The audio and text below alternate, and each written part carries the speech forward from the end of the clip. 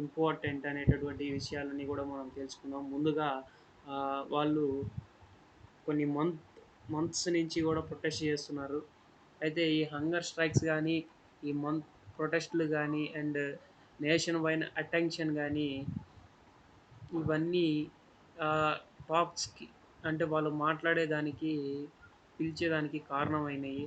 Including climate activist Sonam Wangchuk అనేటటువంటి ఆయన and లే అపెక్స్ బాడీ అనే ఒక ఆర్గనైజేషన్, కార్గిల్ డెమోక్రటిక్ అలయన్స్ అనేటటువంటి ఒక పార్టీ, ఇవన్నీ కూడా సీజేపీ అనేటటువంటి దాని కింద ఉంటాయంట. అవన్నీ కలిసి ఈ ప్రొటెస్ట్ చేయడం వల్ల కొన్ని మంత్స్ నుంచి ఇప్పుడు గవర్నమెంట్ ఆఫ్ ఇండియా అనేటటువంటి ఇది వాళ్ళతో మాట్లాడేకి కొద్దిగా ఒప్పుకున్నదనమాట. అయితే ఈ వీడియోలో మనం తెలుసుకోబోయేది చెప్పాను కదా, లదాఖ్ ఎప్ ఎందుకు ప్రొటెస్ట్ చేస్తుంది, సోనం వాంగ్‌చుక్ అనే ఆయన ఎవరు, అండ్ లోకల్ గ్రూప్స్ ఏం డిమాండ్ చేస్తున్నాయి, సెంటర్ ఎందుకు వాళ్ళతో మాట్లాడేకి ఒప్పుకున్నదని కూడా, అవుట్కమ్స్ ఏమన్నా ఉన్నాయా, అండ్ ఇండియాకి ఏంది ఈ స్ట్రాటజిక్‌గా ప్రాబ్లమ్స్ ఏమైనా ఉన్నాయా. వాట్ స్టార్టెడ్ ద ఇష్యూ, అసలు ఇష్యూ ఎక్కడ స్టార్ట్ అయ్యింది అని అంటే 2019లో ఆగస్టులో అందరికీ తెలిసినదే, ఆర్టికల్ 371 ప్రకారం రద్దయినటువంటిది. తరువాత జమ్మూ కాశ్మీర్ అండ్ లదాఖ్ 2 యూటీస్‌గా చేంజ్ అవ్వడం జరిగింది. After some days, some days అనకూడదు, సమ్ ఇయర్స్ అనాలి. తర్వాత జమ్మూ కాశ్మీర్ అనేటటువంటిది స్టేట్‌గా ఫామ్ అయింది. అండ్ లదాఖ్ అనేటటువంటిది కూడా స్టేట్ ఫామ్ కాకుండా యూటీగా అలానే ఉండిపోయింది.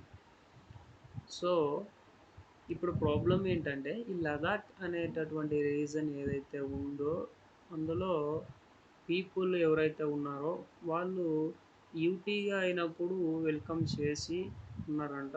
బికాజ్ డెవలప్మెంట్ అనేది వస్తుంది, బెటర్ గవర్నెన్స్ అనేది ఉంటుంది అని చెప్పి. అయితే after becoming territory UT, Ladakh అనేటటువంటి దాంట్లో ఎలక్టెడ్ లెజిస్లేటివ్ అసెంబ్లీ అనేటటువంటిది లేకుండా చేశారు. అది కాన్స్టిట్యూషన్ ప్రకారం అది ఉంటుంది. మెనీ లోకల్ రెసిడెంట్స్ అనేటటువంటి వాళ్ళు begin recording lands, jobs, natural resources and development.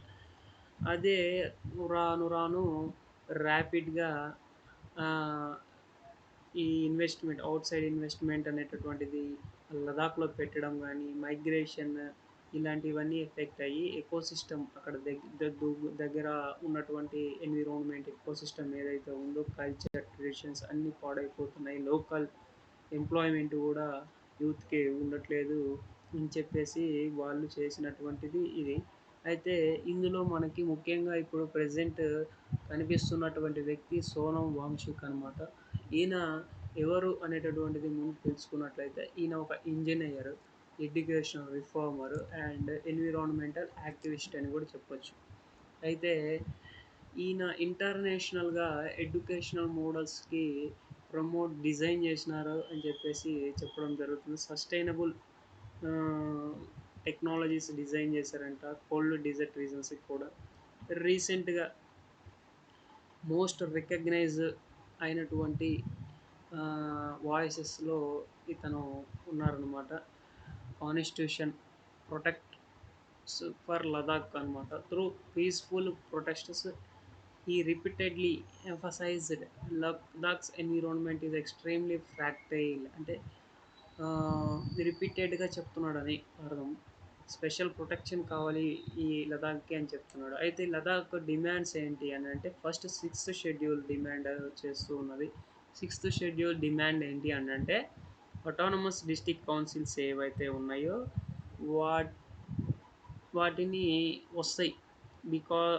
వచ్చిన తర్వాత ఏమవుతుందంటే, లోకల్ గవర్నెన్స్ అనేటటువంటిది చేసుకుంటారు. అక్కడ లోకల్గా ఉన్న పరిస్థితుల ప్రకారం వాళ్ళు అక్కడ చట్టాలు చేసుకొని అక్కడ ఉన్నటువంటి ఫారెస్ట్ ల్యాండ్ కానీ కాపాడుకునే దానికి ఒక వెసులుబాటు అనేది ఉంటుంది. లదాఖ్ అలా జరిగితే వాళ్ళు వాళ్ళ ట్రెడిషన్స్‌ని, కల్చర్స్‌ని, ట్రైబల్ కల్చర్‌ని, ఎన్విరాన్మెంట్‌ని గూడా మంచిగా చూసుకోవచ్చు అనేటటువంటి ఒక ఉద్దేశం అనమాట వాళ్ళకి. అండ్ ఇంకొకటేమంటే constitutional safeguard for land. Local residents ఎవరైతే ఉన్నారో వాళ్ళకి లీగల్ ప్రొటెక్షన్ ఉండాలి అగ్రికల్చర్ ల్యాండ్‌కి. అప్పుడు సెన్సిటివ్ ఏరియాస్ ఏమైతే ఉన్నాయో అవి బయట వాళ్ళు తీసుకొని ఎక్స్‌ప్లాయిట్ చేయకుండా ఉంటుంది అని చెప్పేసి కూడా వాళ్ళు కాన్స్టిట్యూషనల్ సేఫ్‌గార్డ్ ఫర్ ల్యాండ్ అనేది డిమాండ్ చేస్తున్నారు. Protection for land local jobs అనమాట. బయట వాళ్ళు వచ్చేసి అక్కడ పెట్టుకోవడం వల్ల బయట వాళ్ళు వచ్చి ఉద్యోగాలు చేయడం వల్ల వాళ్ళకి యూత్ ఎవరైతే ఉన్నారో వాళ్ళు జాబ్‌లెస్ అయితారు అని చెప్పేసి వాళ్ళ ప్రొటెస్ట్‌లో డిమాండ్ చేయడం జరుగుతున్నది. అండ్ ఈ డెమోక్రటిక్ రిప్రజెంటేషన్ అననంటే ఈ చుట్టుపక్కల అంటే ఆ రీజన్‌లో ఉన్నటువంటి పీపుల్ అనేటటువంటి వాళ్ళు రిప్రజెంట్ చేయాలి. యూటీస్ అంటే గవర్నర్ గారు ఉంటారు, లెఫ్టినెంట్ గవర్నర్ ఉంటారు కాబట్టి ఆ చుట్టుపక్కల ఉన్నటువంటి వాళ్ళు రిప్రజెంట్ చేస్తే మాకు ఎటువంటి ఆహ్, మా కమ్యూనిటీ అక్కడ ఉన్నటువంటి ఏదైనా ఉందో అని రిప్రజెంట్ చేసేదానికి అవకాశం ఉంటుంది అని చెప్పేసి కూడా వాళ్ళు దాన్ని డిమాండ్ చేస్తున్నారు. అయితే ఏం అవుతుంది అనంటే ఇప్పుడు గవర్నమెంట్ ఆఫ్ ఇండియా గానీ అండ్ ఈ లదాఖ్ ప్రొటెస్టర్స్ గానీ వీళ్ళు ఇద్దరు బోత్ కామన్ గ్రౌండ్‌కి వచ్చినట్లయితే లదాఖ్ అనేటటువంటిది receive stronger legal protection for their employment, jobs అనన్నా, ఎంప్లాయ్‌మెంట్ అన్నా ఒకటే కాబట్టి legal protection for land and local governance also. ఇప్పుడు వాళ్ళు గనక దానికి నో అని చెప్పినట్లయితే అడ్మినిస్ట్రేషన్ అండ్ రిఫార్మ్స్ అనేది తీసుకొస్తారు. వితౌట్ గ్రాంటింగ్ డిమాండ్స్ అనమాట. అండ్ నెగోషియేషన్స్ ఆబ్వియస్లీ జరుగుతాయి.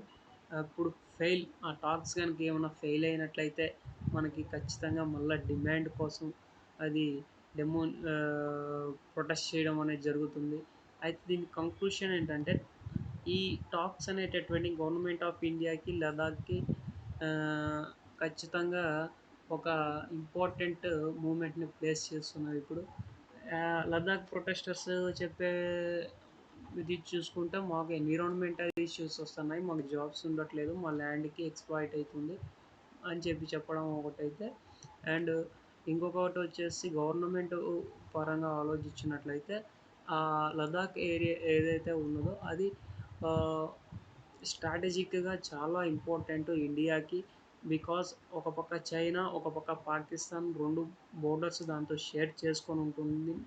సో ఏదైనా గానీ నేషనల్ సెక్యూరిటీ అనేటటువంటిది ఇంపార్టెంట్ కాబట్టి వాటిని బ్యాలెన్స్ చేసుకుంటా ఈ డెవలప్‌మెంట్ అండ్ అడ్మినిస్ట్రేషన్ అనేటటువంటిది చేయాల్సి వస్తుంది గవర్నమెంట్ ఆఫ్ ఇండియా అనేటటువంటిది.